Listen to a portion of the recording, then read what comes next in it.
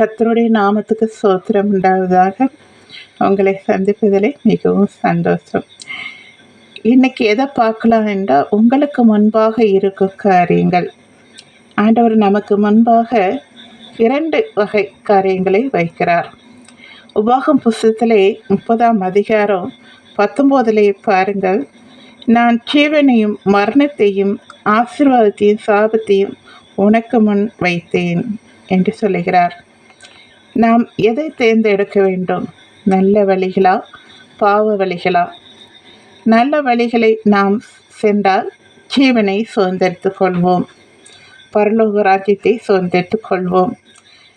பாவ வாழ்க்கையை தேர்ந்தெடுத்தால் மரணமாகிய 2ஆம் மரணம், இந்த பூமியிலே ஒரு மரணம் இருக்கிறது. 2ஆம் மரணமாகிய அக்கினி கடல்லே நித்தியமாய், அது எப்போ மரணம் 2வது மரணம் வரும் என்று தெரியாது. நித்தியமாய் அவங்கவுங்க கிரியத்தக்க அவங்கவுங்களுக்கு அளிக்கப்பல என்னோட கூட வருது என்று ஆண்டவர் சொல்லுகிறார். யார் யார் எவ்வளோ செய்கிறாங்க என்று தெரியாது. அது எதுக்கு தண்டனை உண்டு. நிச்சயமாய் இருக்கிறார்களா, இல்லை அவர்கள் பாவத்துக்கு தக்க செய்துட்டு அது வரைக்கும் தண்டனை அனுபவித்து மரணத்தை 2ஆம் மரணம் காண்கிறார்களா என்று தெரியவில்லை. அங்கு புழு சாகாமலும் அக்கினி அணையாமலும் இருக்குமா. எப்பொழுதும் எரிந்து கொண்டே கத்திக்கொண்டே இருக்க வேண்டியதுதான். ஒரு சின்ன நெருப்பு பட்டாலே நம்மளால் தாங்க முடியல இல்லையா? அவ்வளோ பெரிய நெருப்பில் நம்மளை உள்ளே போடும்போது எப்படி எரியும்? கொஞ்சம் கூட ரெஸ்ட் இல்லாமல் தொடர்ந்து எரிஞ்சிக்கிட்டே வலியும் வேதனையும் அவ்வளோ இருக்குமா? கொஞ்சம் யோசித்து பாருங்கள். எனக்கு அன்பானவர்களை, அதை யோசித்து நீங்கள் ஜீவ வழியை தேர்ந்தெடுங்க. மரண வழி வேண்டாம், சரிங்களா? நல்ல வழிகளை நாம் நல்ல வழியிலே சென்றாதான் அந்த நித்திய ஜீவன், அதாவது பரலோக ராஜ்யத்தை நாம் சுதந்திரித்து கொள்ள முடியும். இல்லை என்றால் மரணமாகிய 2ஆம் மரணத்திலே பங்கடைவோம்.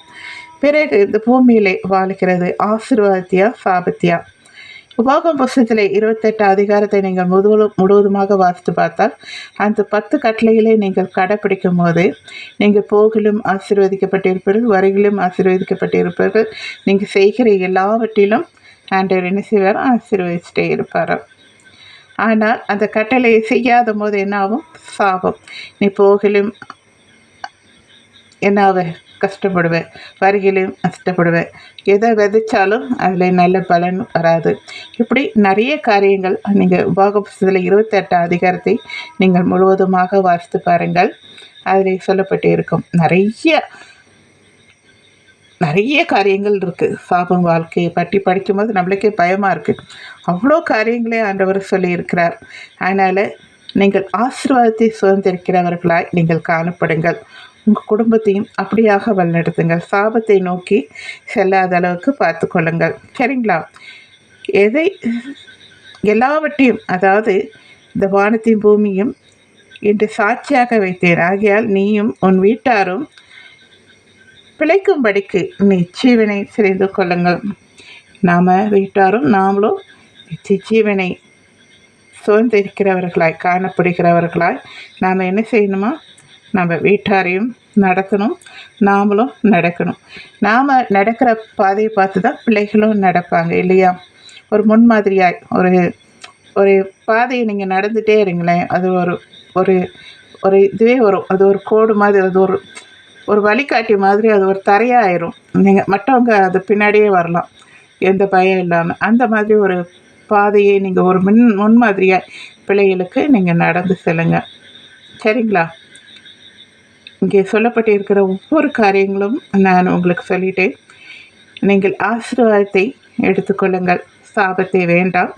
அதே போல் ஜீவனை தெரிந்து கொள்ளுங்கள், மரணத்தை வேண்டாம். நிறைய காரியங்கள் இருக்குதுங்க இந்த பூமியிலே. நாம் எதை செய்தாலும் இது நல்லதா, இது கெட்டதா, வழி இதுவே, இதில் செல்லுங்க அப்படின்னு நம்ம ஒவ்வொரு காதுகளையும் கேட்கும். அது தேவன் தான், பரிசுத்த ஆவியானவர் தான் நமக்கு என்ன செய்கிறாரு? அந்த மெல்லிய சத்தத்தில் கூட. இப்போ நம்ம ஏதாவது தப்பு செய்யும் போது, இது செய்யாதம்மா, இது தப்பு, ஆண்டவர் பார்த்துக்கிட்டே இருக்காரு, இது எல்லாமே பாவ கணக்கில் செய்கிறோம் இல்லையா? இப்போ நம்ம தப்பு செய்யும் போது இது செய்யாதேன்னு சொல்லுவோம். இப்போ நம்ம நல்லது செய்ய சொல்லும், அப்போ நம்ம அந்த நல்லது தான் செய்யணும். வழி இதுவே இதிலே நடவுங்கள் என்று சொல்லுகிற சத்தம் எல்லாருக்குமே கேட்குமா? கிறிஸ்தவர்களுக்கு மட்டும் இல்லை, எல்லாருக்குமே கேட்கும். நாம் அந்த நல்ல வழியிலே நாம் என்ன செய்யணும்? கடைப்பிடிக்கணும். சரிங்களா? அப்படி செய்தால் தான் நம்ம பரலோக ராஜ்யத்தை சுதந்திரித்து கொள்ள முடியும். இந்த பூமியில் இந்த ஆதாம் ஏவாளை வந்துச்சு பார்த்தீங்களா? பிசாசானவன் இந்த கனியை சாப்பிடு அப்படின்னு சொல்லிட்டு, ஆண்டவர் ஜீவ விருட்சத்தின் கனியையும் அங்கே வச்சுருக்காரு. ஆனால் அதை புசிக்காமல் நன்மை தீமை அறிகிற கனியை அவங்க புசித்து என்ன செய்தாங்க? தான் நிர்வாணமாக இருக்கிறோன்னு கண்டு ஆண்டவர் சொன்ன வார்த்தை கீழ்ப்படியாமல் பிசாசு சொன்ன வார்த்தை கீழ்ப்படித்து அந்த பழத்தை சாப்பிட்டு என்ன செய்தாங்க? ஏதேன் தோட்டத்தை விட்டே விரட்டப்பட்டார்கள். ஏன்னா அந்த மண்ணை பண்படுத்தவும் அங்கே அந்த பாவத்திலே இருந்து அவங்க நித்திய ஜீவ கனியை புசிச்சிட்டோன்னா எப்போதுமே அந்த உயிரோடு இருப்பாங்க அது பாவத்திலே. அதனால தான் ஆண்டவர் அந்த ஏதேன் தோட்டத்திலேருந்து அவர்களை விரட்டப்பட்டார்.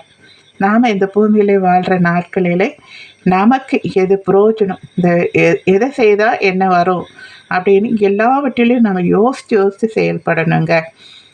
பாவத்தை நோக்கி போகக்கூடாது. நம்ம நல்ல வழிகளை நம்ம என்ன செய்யணும்? பின்தொடரணும். நல்லதே செய்யணும். பிள்ளைகளுக்கும் சொல்லிக் கொடுக்கணும், பேர பிள்ளைகளுக்கும் சொல்லிக் கொடுக்கணும். சரிங்களா?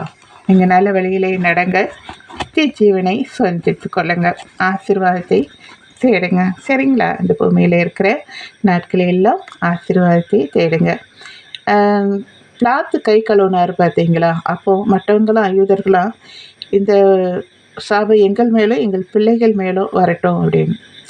அது என்ன ஆகுது பார்த்தீங்களா? லாஸ்ட்டில் என்ன ஆனாங்க? அவங்களும் அவங்க பிள்ளைகளும் அந்த மாதிரி சிலவங்க விரும்பி சாபத்தை ஏற்றுப்பாங்க. அப்படின்னா அது எனக்கே அப்படி சொல்லுவாங்க. இருக்காங்க, அது எவ்வளோ கஷ்டம் தெரியுமா? அந்த ஆன வாழ்க்கையிலே முடியாதுங்க, தாங்க முடியாது. அப்படி ஒரு கஷ்டங்கள் வரும். தேவனிடத்துலேருந்தே அந்த சாபத்தை நீங்கள் வாங்கினா என்ன ஆகுறது இல்லையா? ஆண்டவர் இந்த வழியில் தான் நடக்கணும், உண்மையாக இருங்க அப்படின்னு பரிசுத்த வேத வசனத்திலே சொல்லப்பட்டு இருக்கிறது. அப்போ நம்ம அதை கடைப்பிடிக்கிறவர்களாக இருக்கணும் இல்லையா? ஒவ்வொருத்தரும் கடைப்பிடிங்க. ஆண்டவர் நம்மளை தெரிந்து கொண்டதை பரிசுத்தத்துக்கு என்று தான், அசுத்தத்துக்கு அல்ல. சரிங்களா? நீங்கள் நடங்க, பரிசுத்த ஜீவித்திலே வளர்ந்து ஜீவனை பரலோக ராஜ்யத்தை சுதந்திரித்து கொள்ள வேண்டும் என்று சொல்லி முடிக்கிறேன். நன்றி. தேங்க்யூ.